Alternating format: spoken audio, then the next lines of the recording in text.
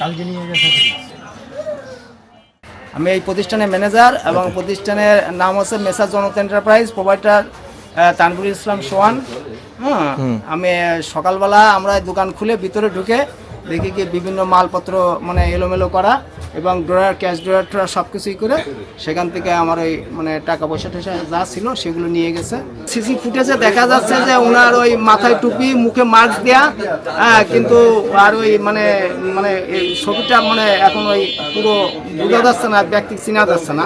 এখন এটা যদি প্রশাসনের লোকজন বা এই যে দেখে সেইভাবে যে ওনাকে চেনা যায় কিনা সেইভাবে আর কি। এটা কয়টার দিকে ঘটনা এটা? এটা রাতের আপনার 2টো থেকে 2:30টার ভিতর আর কি। আমাদের কম্পিউটারের সাথে এই ক্যামেরা কোনো সংযোগ নাই, এটা আমরা সবাই জানি। কোন দিক থেকে হচ্ছে ভাই? ওই যে উপরটা টিন কেটে কিছু নেছে? টাকা পয়সা নিয়েছে না।